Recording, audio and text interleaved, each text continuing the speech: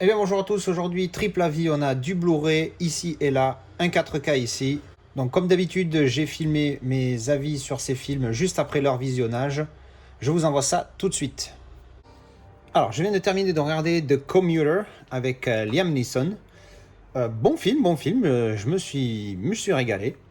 Grosso modo, l'histoire, qu'est-ce que c'est? Alors, c'est assez classique hein, au niveau de l'histoire. C'est voilà, Liam Neeson, le flic qui a changé de métier. Ça fait 10 ans qu'il. Alors, commuteur, c'est celui qui prend les transports en commun en permanence. Donc, il prend le train tous les jours pour aller bosser. Et un jour, dans le train, il y a une femme qui s'assoit devant lui et qui lui dit. Qui au départ lui lance comme une espèce de devinette. Et ça se termine en fait en une mission parce qu'on lui demande de retrouver quelqu'un et de tuer cette personne dans le train. Et on lui donne 100 000 dollars en échange. Autrement, on tue sa famille. Bon, bref du très classique. Après, voilà, c'est son enquête pour savoir qui est le méchant, qui est la personne à retrouver, après qui c'est les méchants et qui c'est les trucs. Enfin, bref. Ultra classique, mais du bon Liam Neeson. Et puis bon, l'histoire est sympathique, donc c'est pas mal. Je vais lui donner un 6 parce que voilà, c'est pas exceptionnel, ça sort pas, c'est pas nouveau, c'est pas original, mais il est bon, donc un bon 6.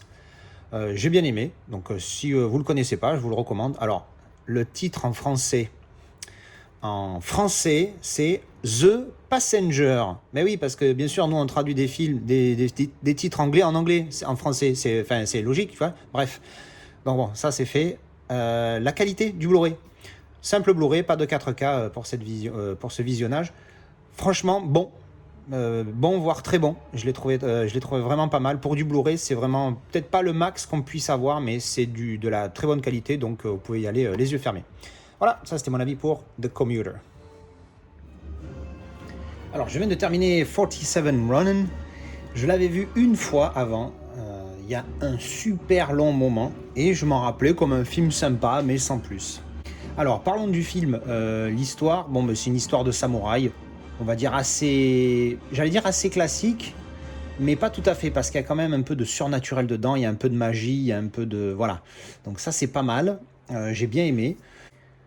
L'histoire, t'as un mec t'as un seigneur japonais qui meurt tué par des renégats, on va dire, d'une autre tribu, village, je sais pas trop comment on appelle ça. Et du coup, c'est la vengeance les Ronin, c'est les rogues, comment on dit déjà en français? Les parias, donc c'est devenu des samouraïs parias, et donc ils sont plus appelés samouraïs, ils sont appelés Ronin, parce qu'ils ont déshonoré leur seigneur. Bref, et donc c'est la vengeance de ces 47 Ronin, de la mort de leur seigneur. Et donc oui, non, l'histoire est vraiment pas mal, avec les combats sont sympas, tout ça. Enfin bref, bon, histoire vraiment sympathique. Donc j'ai mis 7 sur 10 parce que voilà, c'est pas un bon 7 ou un mauvais 7, c'est un 7, juste un 7. Donc c'est un bon film, j'ai aimé, je le recommande si vous le connaissez pas. Alors c'est pas du tout genre The Last Samurai, hein. C'est dans le même esprit parce qu'il y a l'esprit samouraï, culture japonaise, etc. Mais Last Samurai est bien au-dessus. Ensuite on va parler du 4K. Alors sans avoir mis le Blu-ray, je peux vous dire déjà qu'il est très bon. Il y a un piqué qui est vraiment pas mal, pas un pet de grain. Donc je me demande pas s'il a été un petit peu DNRé celui-là, parce que j'ai checké sur IMDb, il a été filmé en 35 mm.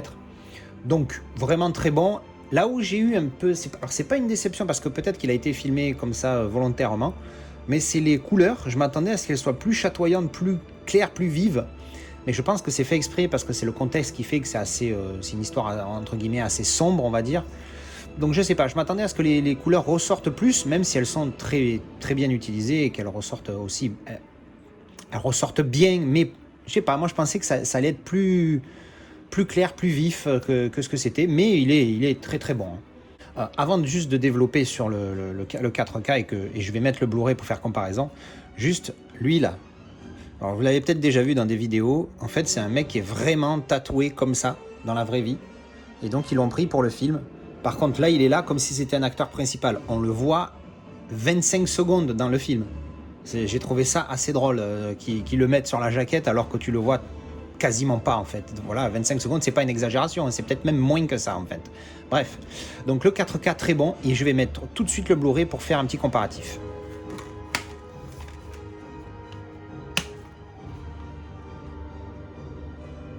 Alors, je viens de mettre le Blu-ray et re-4K, comme je fais régulièrement maintenant, histoire de bien me faire que mon œil s'habitue à ce que je vois au Blu-ray et retourne après au 4K derrière. Alors effectivement, et on est deux perdus à l'avoir remarqué, Le 4K est mieux, certes, mais alors le Blu-ray est vraiment, vraiment, vraiment bon. Donc si vous avez déjà le Blu-ray, vous cassez pas la tête à l'upgrade parce qu'elle est vraiment, vraiment légère. J'ai envie de dire que les couleurs, le HDR rend bien. Et à un moment donné, il y a une image où on voit des fougères au premier plan qui sont illuminées par le soleil. Et du coup, ça fait une espèce de grosse masse de lumière. Alors que sur le 4K, c'est nettement visible. On voit bien les fougères, on voit qu'elles sont illuminées par le soleil, mais elles ne sont pas éblouies. On n'est pas ébloui par la lumière reflétée par les fougères. Donc il y a un vrai travail du HDR. Après, les couleurs sont plus chatoyantes, justement, ce que je disais tout à l'heure. Les couleurs sont plus vivantes, on va dire, plus vives, surtout, sur le Blu-ray. Mais du coup, je pense que c'est pas le rendu que le réalisateur voulait au départ. Donc oui, le 4K est mieux, comme d'habitude. Mais alors là, pour le coup, la différence, elle est vraiment, vraiment minime. Si vous l'avez pas du tout, allez-y directement pour le 4K, surtout qu'il tourne à 10 €, je crois, sur la Fnac. Donc ça va. Mais si vous avez déjà le Blu-ray, ça vaut pas du tout l'upgrade. Et le Blu-ray est vraiment, vraiment solide. Hein. C'est un très, très bon Blu-ray que je recommande fortement. Si vous n'avez pas de lecteur 4K, vous pouvez y aller les yeux fermés. C'est un super Blu-ray. Voilà, et bien ça, c'était mon avis pour 47 Ronin. Alors, je viens juste de terminer Zombieland. Première fois que je visualise ce film. Alors, l'histoire, pour ceux qui ne connaissent pas, c'est pas bien compliqué vu le titre. C'est un film de zombies. C'est lui, comment il s'appelle déjà, Jesse Eisenberg, qui joue voilà, un petit jeune geek qui se retrouve au milieu d'un monde post-apocalyptique où il y a des zombies dans tous les sens. Il rencontre Woody Harrelson, qui est un peu le badass du film, et il team up. Et au plus tard dans le film, il tombe sur Emma Stone et Abigail Breslin, qui sont voilà, en mode survival dans ce monde-là.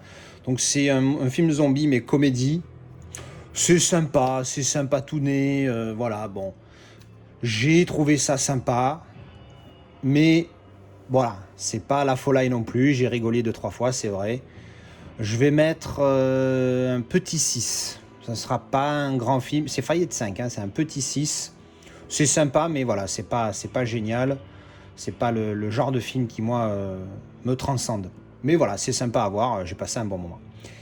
Niveau qualité, alors comme vous pouvez le voir, ce n'est pas un 4K, mais il est pas mal. Il est vraiment sympathique. Il tient la route, il est propre, pas trop granuleux. Non, franchement, c'est un bon Blu-ray. Voilà. RAS, sinon à part ça, voilà, film sympa, bonne qualité de film, bonne qualité du Blu-ray, pardon, et voilà. Mon avis sur Zombieland. Et voilà, c'était donc mes avis sur ces 3 films. J'espère que ça vous a plu. Dites-moi ce que vous en avez pensé de ces films dans les commentaires. Et on se retrouve tout de suite sur le Discord, les potos. Ciao!